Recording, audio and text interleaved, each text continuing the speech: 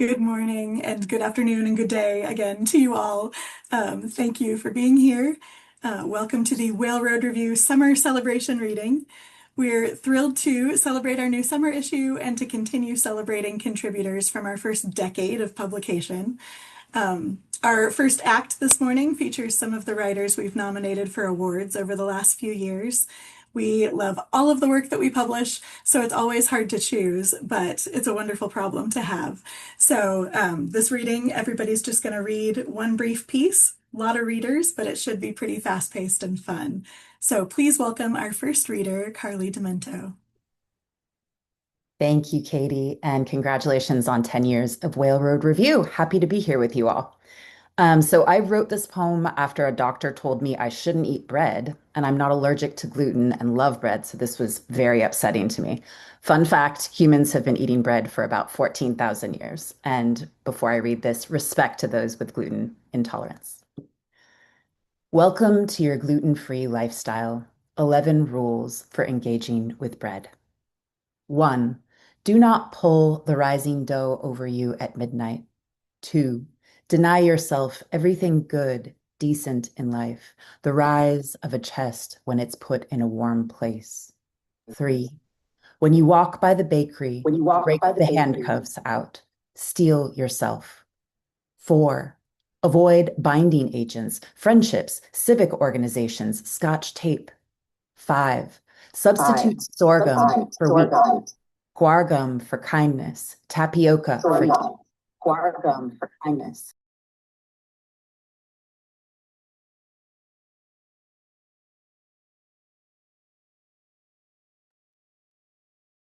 7. Do not follow breadcrumbs, the ancient rituals we use to find our way home.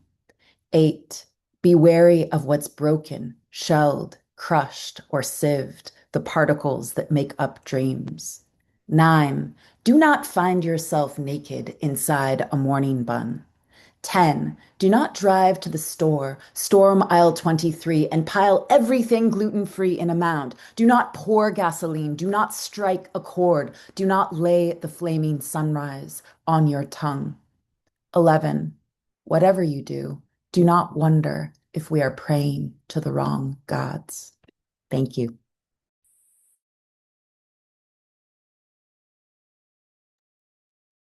That was awesome, Carly. Hi, I'm Jill Kitchen, and I'm just so grateful to be here. Thanks so much, Katie, for inviting me.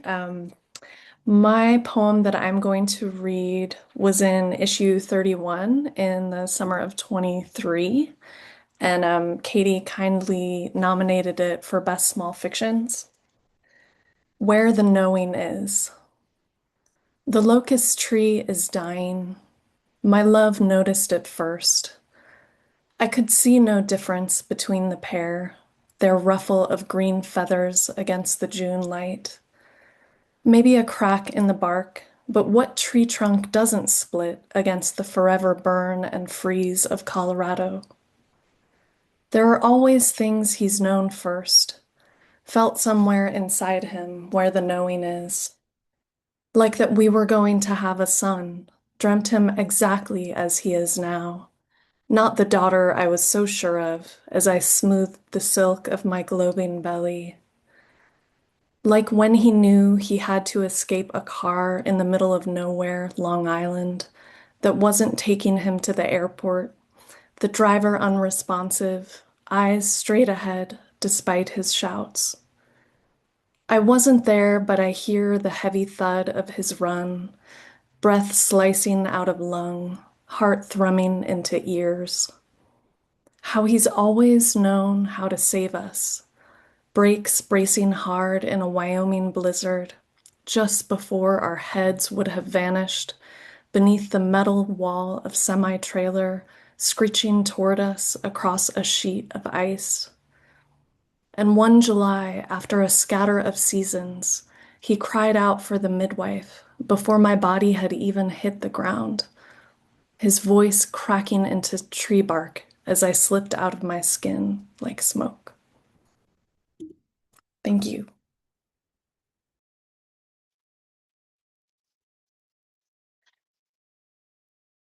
Hi, everyone. I'm Kelly Foster Lundquist, and this is my book, Beard, a Memoir of a Marriage. And I'm going to be reading the last page of the preface here. It wasn't what I published in Whale Road Review, but I couldn't find my poem from Whale Road. I'm out of town at an Airbnb right now. So this is the last page of the preface. It's a memoir about my first marriage to a closeted gay man who was one of my friends. The book is dedicated to him. But it's about sort of the old Hollywood term beard, the shorthand for a straight woman who marries a gay man. And so this is about Elizabeth Taylor. One night in 1956, Elizabeth Taylor threw a dinner party at her home in Los Angeles' Benedict Canyon. She and Montgomery Clift had been best friends for nearly 6 years. He kept his own sexuality. He was either bisexual or gay, accounts differ, tightly under wraps because of the way both the public and the studio system punished queerness at the time. But Taylor was well aware of Monty's sexuality. She had asked him to marry her 3 times anyway. Each time he said no. But they played along when, between Taylor's marriages, their studios encouraged the press to play up rumors of their supposed romantic connection. That night in 1956, they were filming Raintree County together. After a long day of filming, a group gathered for a meal at Taylor's home. The dinner party consisted of Taylor and Clift, Taylor's second husband, Michael Wilding, Rock Hudson and his wife, Phyllis Gates, also a beard, and actor Kevin McCarthy. It was foggy that night in Benedict Canyon, and after leaving Taylor's house around midnight, Clift struck a utility pole with his car, leaving it an accordion-pleated mess. His famously symmetrical face was pulped. McCarthy, who witnessed the wreck, raced back to Taylor's house to get help. In her hurry to get to her beloved friend, Taylor left her house without shoes. She crawled through the crumpled car's rear window and lifted Clift's rapidly bluing head into her lap, cradling and kissing it. All the while, he pointed desperately to his neck. The impact had knocked several of his front teeth into the lip of his trachea. He was choking to death. One by one, she reached into his mouth and extracted the teeth. She saved his life. Clift survived, but his famous face was never the same. In my most self-aggrandizing moments, fleeing the beigeness I fear most, I ponder the end of things with my own personal Monty Clift. The way I taught him to make mashed potatoes the night before I left, or how we are both alive now and well because of when and how I ended things. I picture myself as Elizabeth Taylor, some violet-eyed savior wearing Maggie the cat's white slip, Monty's head nestled safe into the pillow of my Butterfield 8 breasts, the whiff of white diamonds in his brutalized nose as I pluck each ragged incisor clean. He breathes free. He walks away from the wreck, and so do I. But sometimes I also wonder, what if I was the teeth? Thank you.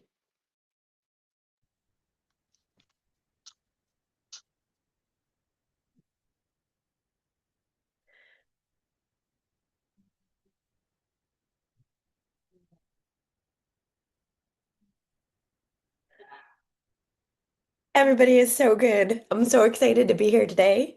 I'm Elizabeth Mason. This poem is called Heavy Duty.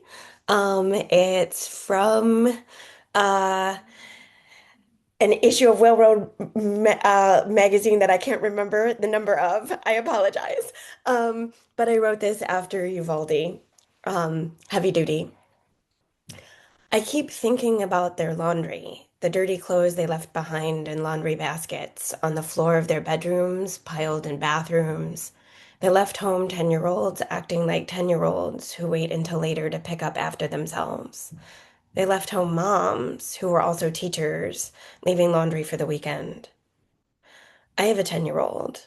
I am a teacher too. Nothing in life has prepared me to witness an 18-year-old boy wielding an assault weapon at an elementary school and firing at the faces of children, not even as a story on the news. I don't know how this ends. This story has 21 endings. This story keeps ending over and over. It doesn't have an end. It is a story that keeps repeating. We keep repeating this story. This story keeps repeating. It keeps repeating. You can count on it happening again. You can count on more endings. They will be abrupt. They will be heavy. They will leave you searching for a way to finish the laundry because there will always be the laundry. Imagine dumping all of those thoughts and prayers into the washer, all the platitudes from politicians into the spin cycle, roaring to get clean. And somewhere, a mom cradles the dirty clothes from her dead son's room, and a husband cradles his late wife's morn pajamas. Somewhere, a grandmother does a load of wash because someone has to, and a father buries his face in the dried sweat of his gunned-down daughter's clothes from the day before, when everything was different, when it was almost the start of summer vacation and laundry was an ordinary thing. I need to believe that laundry still matters, but someone who should still be alive wore those clothes, and what the shooter didn't take, the laundry will. A wife's perfume, the boy-like smell of someone treasured, the trace of a daughter's favorite shampoo. You can inter your face in the fabric until they fade entirely, or you can wash the clothes and fold them reverently. The last tinge of someone who lived, the last tinge of someone who lived, scrubbed clean, washed out, erased.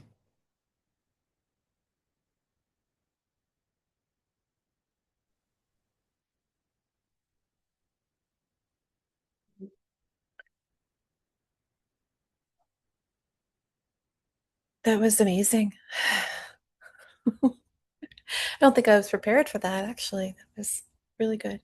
Um, uh, I think I'm next. Anyway, my name is Janna Miller, and I'm here to read my piece that was published in Whale Road and also ended up being published in Best Microfiction 2023. Let me get my little thing there. Okay. This is called What Bones Carry.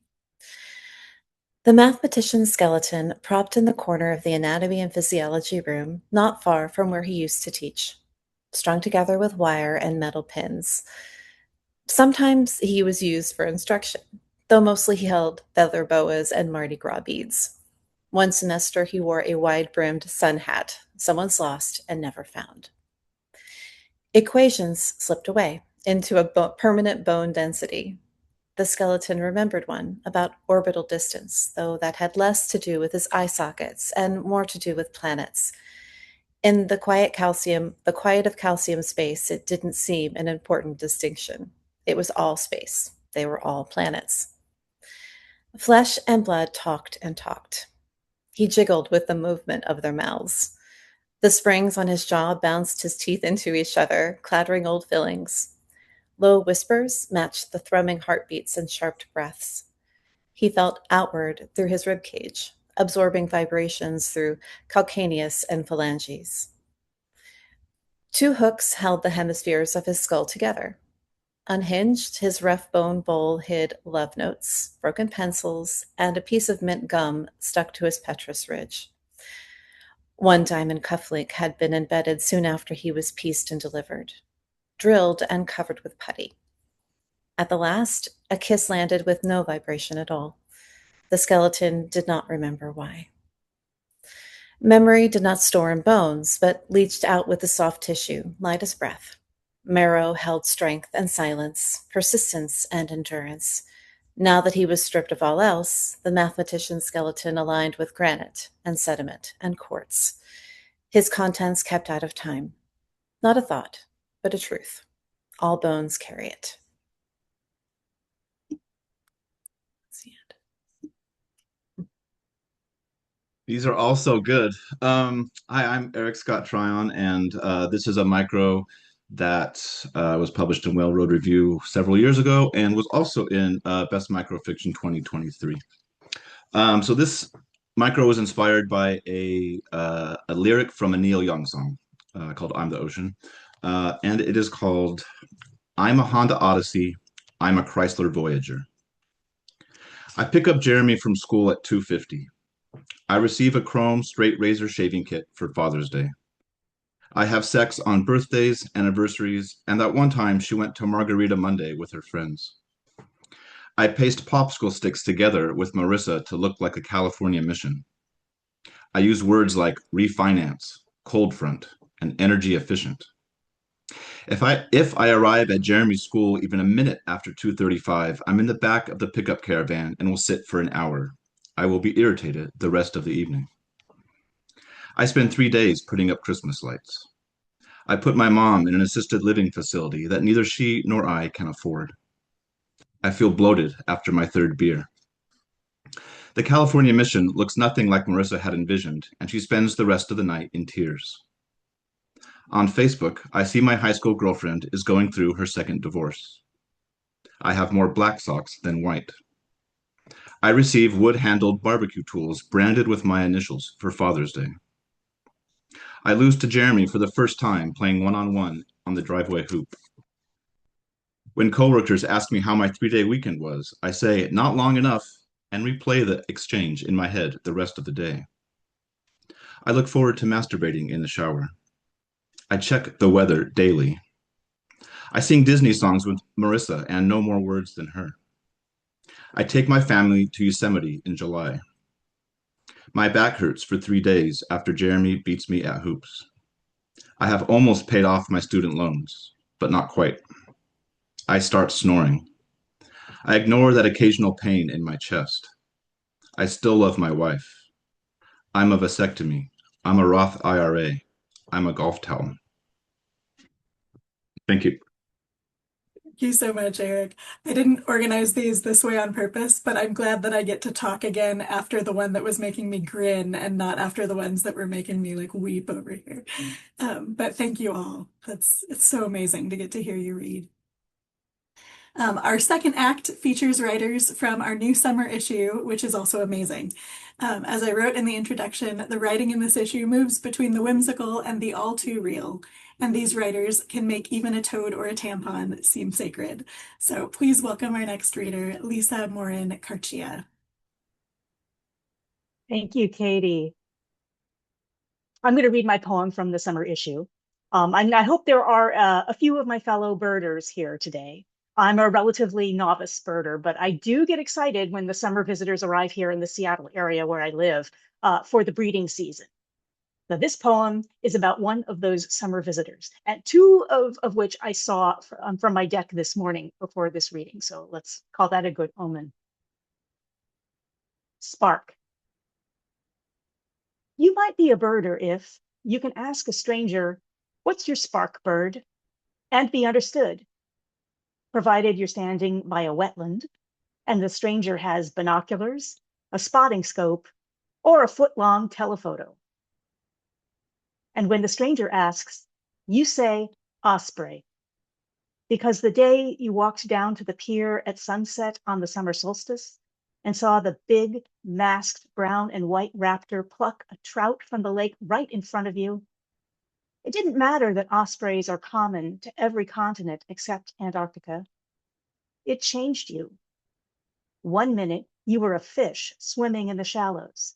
The next, you were rising out of your element, astonished to see for the first time what had been there all along.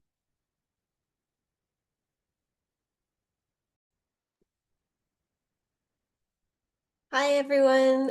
Thanks so much for having us, Katie. Thanks so much for including my piece in the summer issue.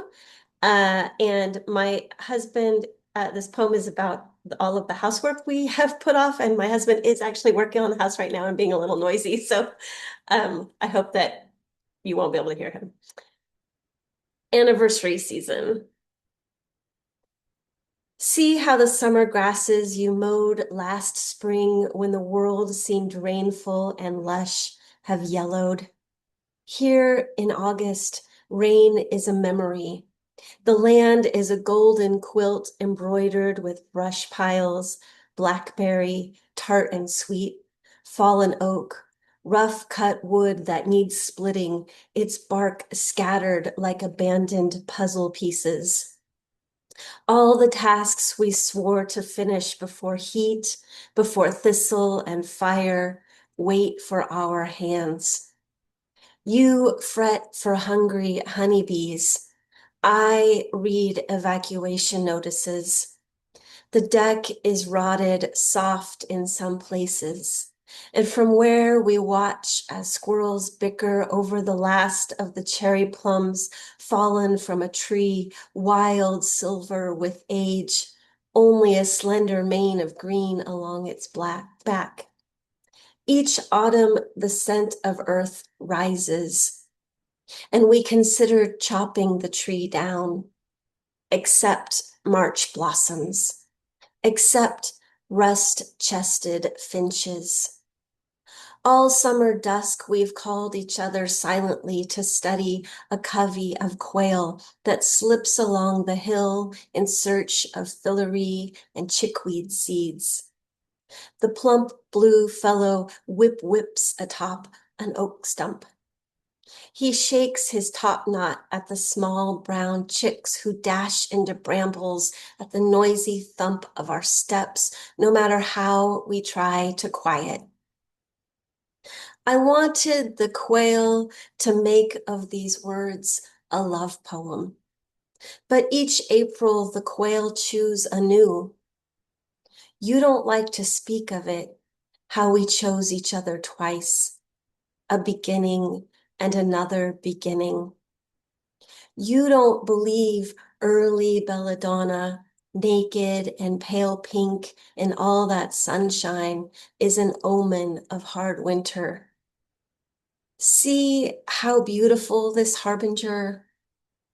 See how this flower, during a dearth of pollen, nourishes every bee. How each morning we've chosen each other again. Thank you.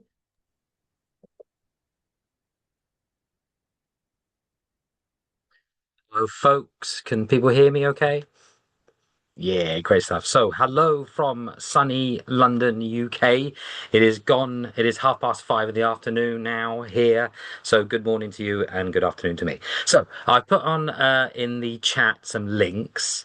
I've already done a reading for the multimedia for the poem In Well Road. So, I thought I'd just give the link and people can explore that themselves. But thank you so much for publishing it. I thought I'd do a different poem, but I would like a little bit of help. Kate, is it possible to allow everyone to unmute at some point if they want to? They don't have to. They're able to if they want to. Oh, right. Great stuff. So when I point to you like this, maybe like when David Bowie did in the 60s, when I point to you like that, can you all unmute and say the word yes? It might go horribly wrong, but let's give it a go. Yes. Yes. Yes. That's pretty good. This is called the origins of the word Yes. Yes. in the beginning. The word was no. No came from nothing. No came from nowhere. No was all. No was the way. No was it. There was no, nothing, naught, zero, absence, no, whatever the Latin for no is, let alone anything. Simply no, sublimely no, limitlessly no. However, trying to spell itself, no cracked. No began to doubt. Then maybe came into being.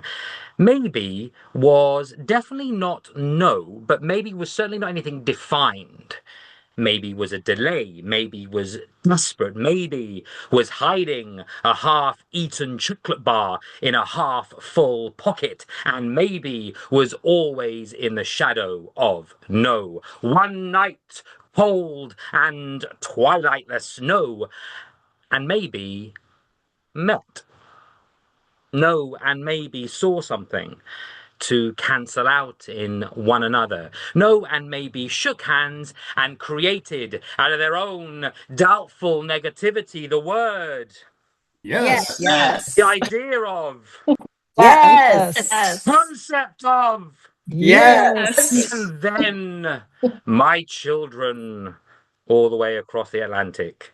Suddenly anything seemed possible, all from the word. Yes. Yes. Thanks so much. Check out my links. Thanks, everyone. Bye. Amazing. All right. Hello, everybody. My name is Elizabeth Galoozis, and this poem, which is from the issue, is part of a larger manuscript about, among other things, a sort of legacy of both queerness and machismo in my Greek ancestry. This is called If My Family Had Never Emigrated from Greece. In this alternate timeline, I think I need to be a man, to walk alone at night, cheerfully drunk and unafraid. Not a cliche, leering from the cafe or club or relishing the small tyrannies of a marriage. No, someone softer, more adventurous. I sail tourists around the islands, always barefoot, soft curls and a knot at the crown of my head. So tanned, my teeth look nearly white, like the ruined temples from a distance. Limbs tattooed with the names of my female ancestors.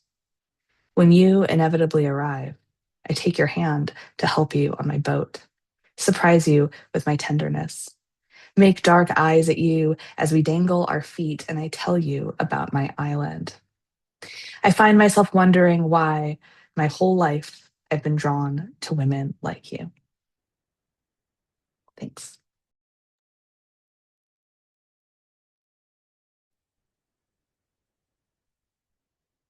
Thank you so much for including me in this issue. It was so wonderful.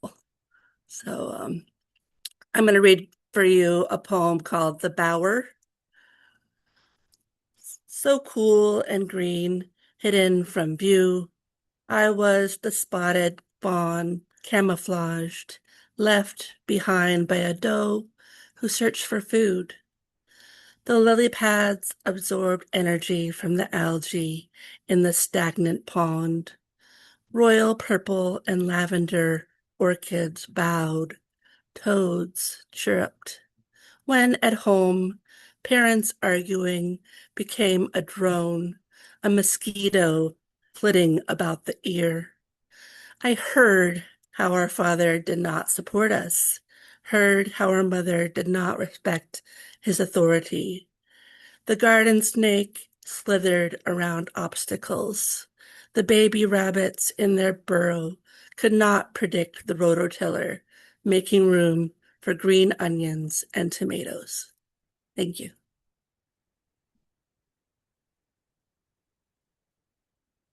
Hey, everyone. Oh my goodness, everyone is so fantastic. I feel so fortunate to be reading with you all. This issue is amazing. Katie, thank you so much for including my poem in it. I'm going to read that poem today. Green Sea Turtle. When a turtle weeps, as it does to shed excess salt, does it plod through an ancient memory of mourning, ponder motives for the geometric horned shell? Must it forage for the snails and grasses of proto-pain, or is the present heaviness enough? When the turtle's tears blot its bony jaw, does the prehistoric heart remember grief?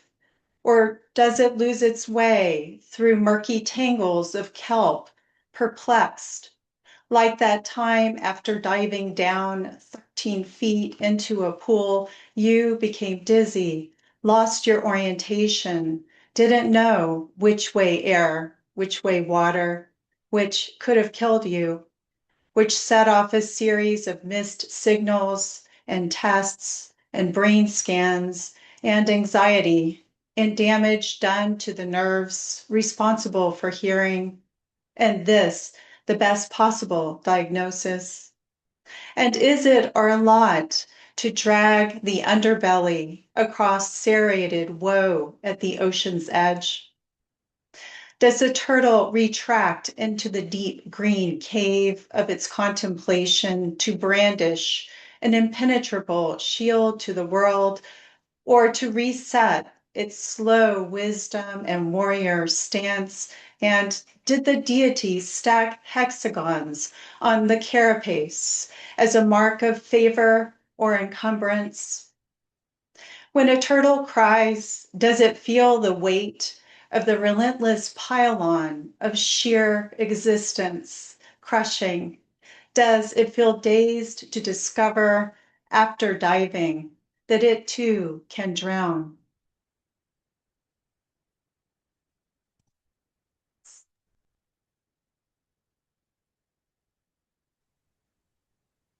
Wow. Sorry, that was amazing. Everyone's been so amazing so far. And I'm so glad to be here. Katie, thank you for setting up such a warm and welcoming space. Um, are you guys hearing me? We good? Okay. All right. Okay. I'm gonna read Inheritance, which was in the summer issue as well. Uh, After we boarded the plane, my father tells me about a time he robbed somebody's house. He was 15 and he and his friend had just dropped the family at the airport. A favor. They went back, grabbed what they could, but when they were carrying the TV set across the driveway, a neighbor spotted them, so they threw it in the air and ran. It's always like this with my dad. These little anecdotes, breadcrumbs or ashes, they are scattered like either. And just when I think there is no story I haven't heard, another ushers forward from his lips, or we are suddenly inside of one, like the last time he visited, showed up at my house with a gun he found in a hotel room. Don't worry, this gun doesn't go off inside of this poem. Instead, he spends several days dismantling it and leaving pieces in garbage cans around the city. When the hotel calls and asks if he found anything unusual, he lies, he revises. One less gun in the world, and now his deed good. The father's history is always a revisionist history, which means mine is too. What difference does it make if I am a Russian Jew or a Ukrainian Jew, he asks, reminding me the borders are always changing. He might be dying, the cancer isn't very far along, but he's refusing treatment. He promises he'll let us know either way. Of course, he'll know. We are waiting on the tarmac for a storm to pass. I haven't seen my husband in 4 days and I'm tired. The plane shakes against the gate, an old horse in a stable, like the one my dad built in the garage when I was 5 for the horse he bought us for Christmas. Giant bow on its bridle, clomping around the tree Christmas morning. We were the kind of Jews that celebrated Santa Claus. The horse died of constipation, mostly neglected after he spooked and bucked my sister. Her only injury, a dark smudge in her story, leaving that small fear of failure, the same my siblings all share. Every poem has its own truth, and so too does memory. All of us running always, trying to stay ahead of the story, hooves on the ground, televisions in the air. Thank you.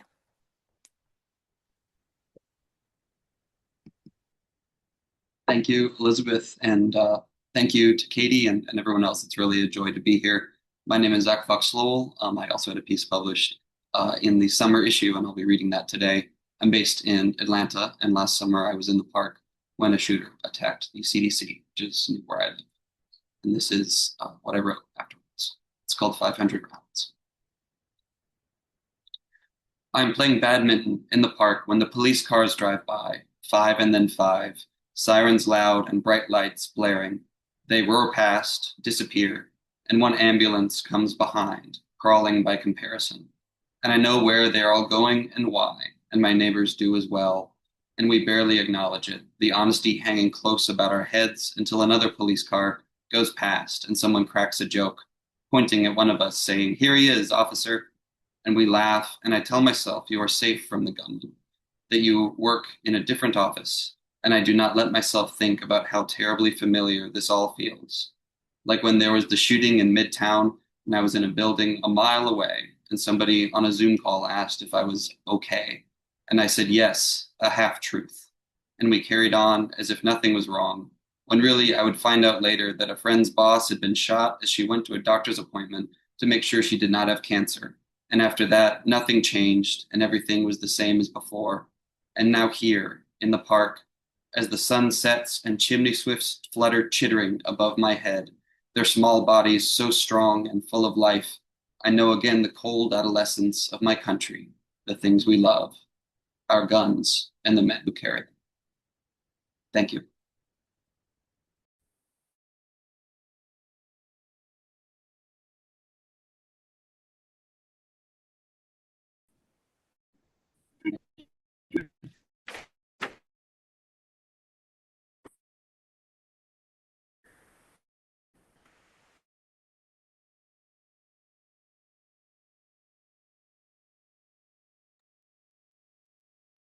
Jennifer, you're unmuted, but we can't hear you.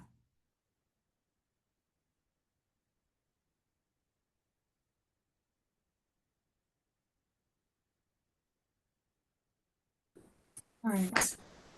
Oh, now we can, maybe. Hello,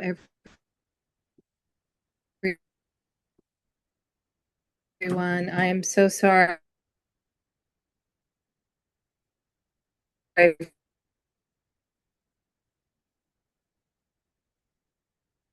for all Jennifer, the Zoom. I can hear you, but you're cutting in and out. Is that how it's going for everyone else, I assume? Okay.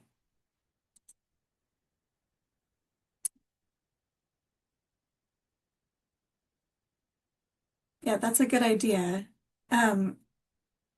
Jennifer, I'm gonna mute your camera and see if we can hear you.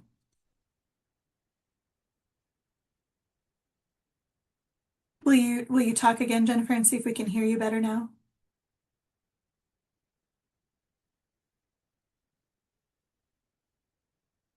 It's all right. It happens. I'm sorry it's giving you trouble. Jennifer, why don't I go ahead and we'll move to the next reader and then we'll circle back around and see if we can catch you. Maybe you can close some other windows or see what you need to do to reset things. Sorry about that. All right, let's go ahead then and jump to Jude. Okay, thank you, Katie. Thank you, everyone. This is amazing. I'm so happy to be in this issue and to be here. You all help me to feel like I'm still part of the poetry community, even though I'm all the way over here in Portugal. I live in Coimbra in Portugal, which is in central Portugal, and it has an ancient university, and the university has a not quite so ancient, but quite old botanic garden, which is probably my favorite place to go in the city. It's especially nice on days like today when the temperature is over 90 degrees and the trees give some shade. Anyway, this is about the friend that I visit in the Botanic Garden. In the Botanic Garden at Coimbra, Portugal, the azaleas are blooming, lurid pink and shameless. They remind me of Tallahassee, of a tiny blue cottage and an orange cat that belonged to no one but seemed to like my company in that other life. Now, in this botanic garden, where plants purr under the soft feet of bees and age-stained stone endures in dank corners, amid the Gothic of it all and the hot pink azaleas, I find a peace that is unearned in the presence of a stricken tree, split open and exposed, hollowed out, but clinging to life. Those who tend to the garden have tenderly propped this old tree, which now rests almost horizontal on 4 wooden posts. The guardians have also placed a neat rope fence around the tree's hollowness to preserve the dignity of age and injury among the azaleas, the camellias, the soaring hope. And now the hollow tree has no choice but to live. Thank you.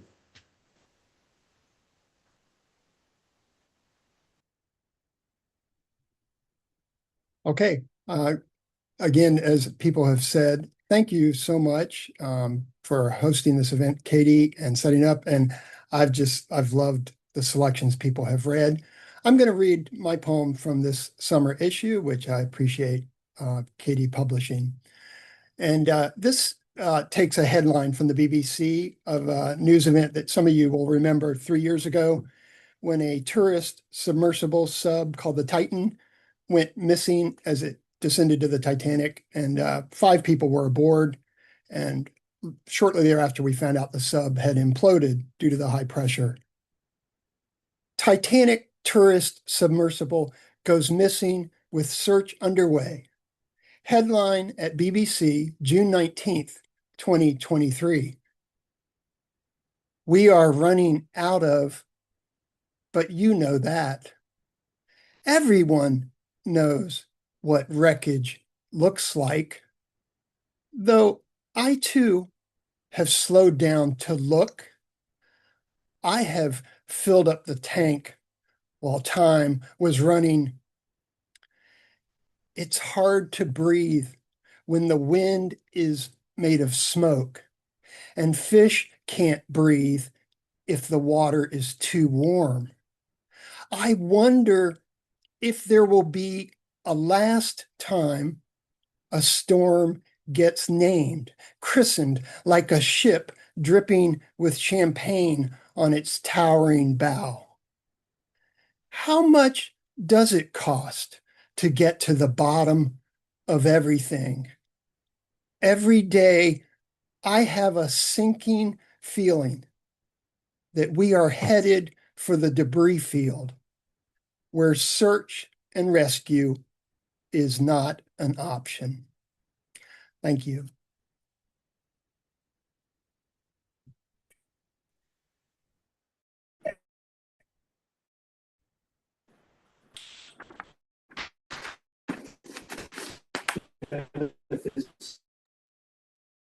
All right, Jennifer, we're trying you again.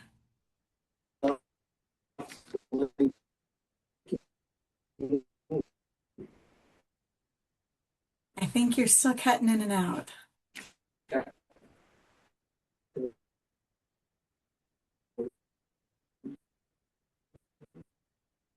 Sorry about that, Jennifer. It's still coming in spots, so we're not able to hear you.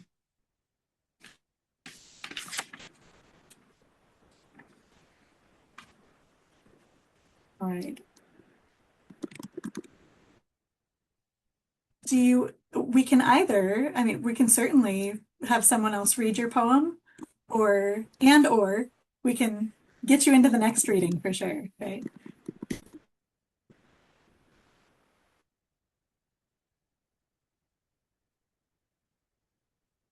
Oh, sorry, that's giving you trouble. Not a Zoom reading if something doesn't go along with the tech, right?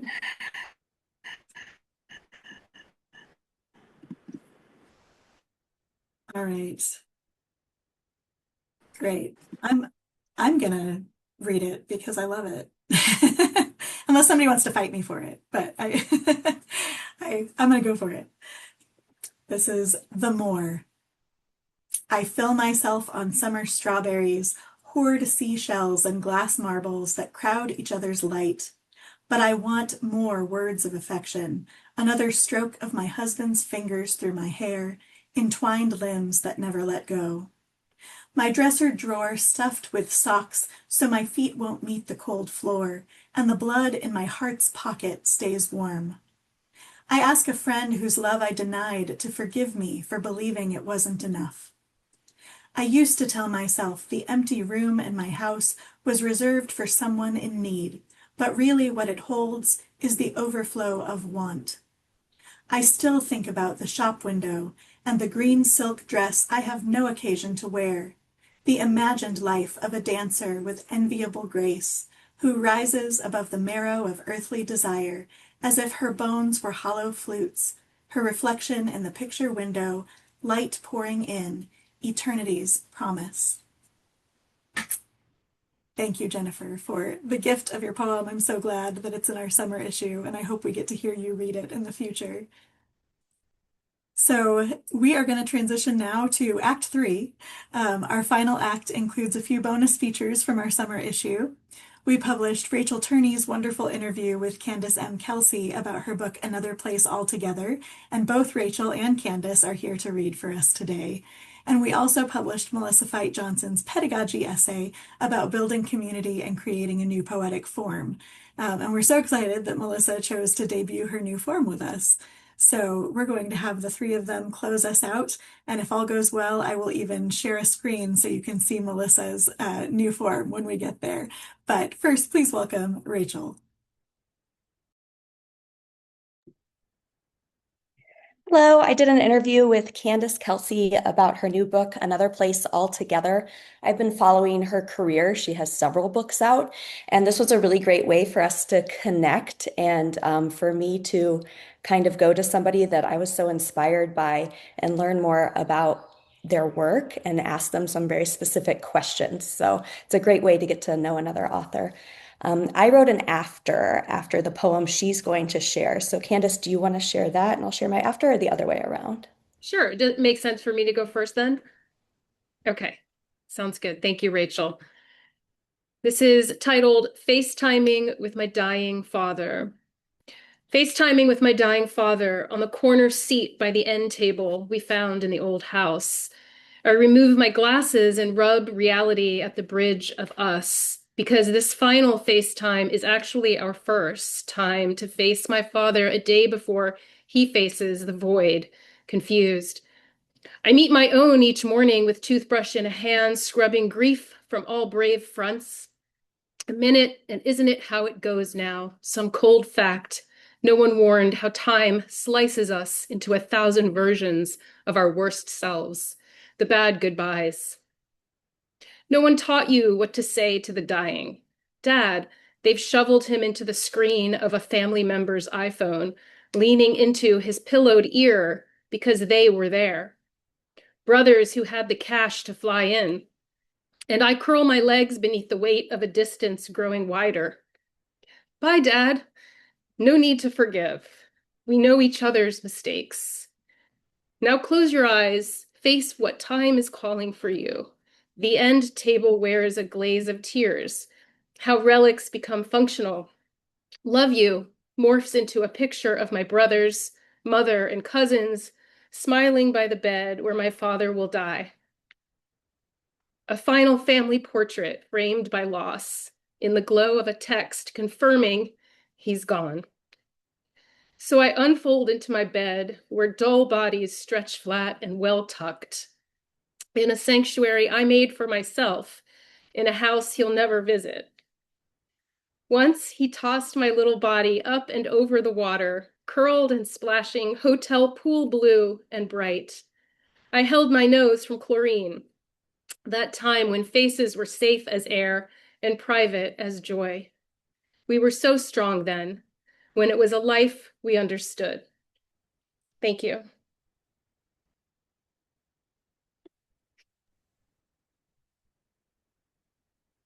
I wrote an after poem about not the death of a person, but the death of a family. I am sitting in the corner of the coffee shop in the city. I am thinking about things that don't exist anymore, and all the time I have lost. I listen to countless hours of NPR, which just makes everything even worse. Now I am thinking of things others have lost too. This dismal reflection on the state of humans leads me to realize that I am a little clam clinging to my oyster treasure. I should be happy, but instead I am sliced in little pieces, playing tricks with my own eyes in the mirror. I could list all of my regrets, but this would be useless because I am not at all sorry. Finally, with my coffee growing cold, I think of my Rat King family, their tales all entwined. They live in the sewers of this very city. Perhaps they are below me now as I sit in the sunny corner, drinking a $7 latte. They scurry around in the filth and darkness. This is something I can never understand about them, my Rat King family.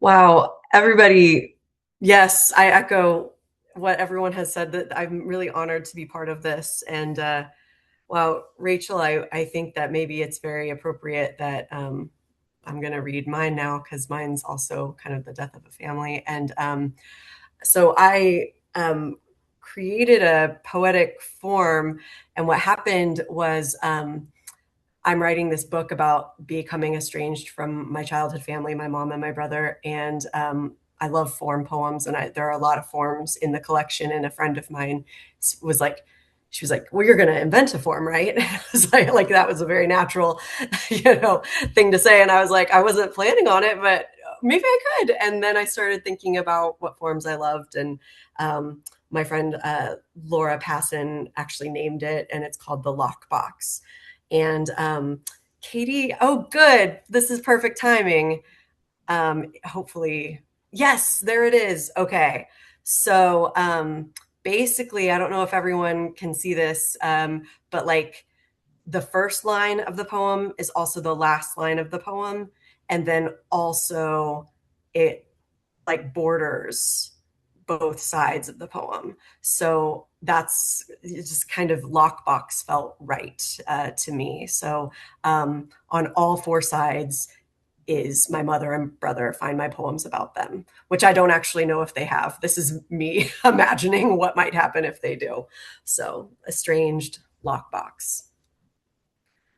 My mother and brother find my poems about them, my new ones, post-estrangement, that don't feature my mother as caretaker, folding my father's socks, my mother and martyrdom. Don't amend brother adopted and brother asterisk to brother. My mother and brother find the poems that melt their faces into new shapes, find my truth, which is different from theirs. They find my poems about my brother stealing from our father, poems about my brother shoving our mother to the ground, about them pretending not to remember any of it, about them. My mother and brother find my poems about them. So thank you for sharing your screen, Katie, so that people could see it, because I think, that maybe helps. But anyway, the coolest thing about this has been reading other people's lockboxes, and they've all been like waiting until this came out to like submit them anywhere, which is very nice of them. So if anybody wants to write a lockbox, that would be so cool. It's my favorite thing now. Katie wrote one. It was incredible. She sent it to me. I did. I started writing it as soon as I read your essay, because I was like, this is a fantastic form. And it helped me write about something that I had been not able to write about yet. So you didn't know maybe when you came to this reading that you were going to get an assignment, but the assignment for you all is to go write a lockbox. Thank you so much, Melissa, for sharing that with us. It really is an honor to get to debut a poetic form at its birth. That's so cool. Thank you. This was amazing, everyone. Thank you so much for reading. It is such a gift to get to hear you. And for everyone watching, many of these writers have a tip the author link below their bios. So if you enjoy someone's work, please consider sending them a little something. And thank you all again for choosing to spend some Saturday time with us. I'm going to stop the recording now, and anyone who would like is welcome to hang out and chat for a bit. But if you're watching this video in the future, thank you for watching.